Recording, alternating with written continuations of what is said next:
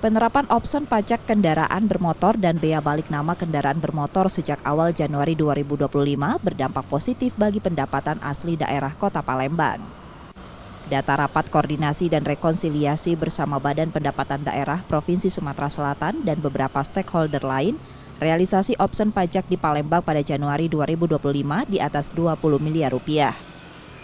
Hal ini menunjukkan peningkatan pendapatan secara real time yang diterima Pemkot sehingga dapat membantu pemerintah Kota Palembang dan Bapenda dalam mencapai target PAD 2025 sebesar 1,6 triliun rupiah.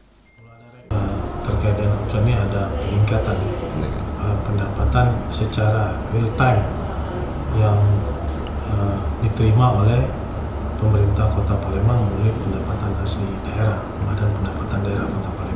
Ya, artinya dengan adanya opsi ini, artinya pendapatan itu sangat signifikan ya, meningkat artinya dari yang ditetapkan target di 2025. Kedepan, Bapenda juga akan menggencarkan sosialisasi hingga razia gabungan dengan sejumlah pihak untuk meningkatkan kepatuhan masyarakat dalam membayar PKB dan BBNKB. Nur Muhammad, Kompas TV, Palembang, Sumatera Selatan.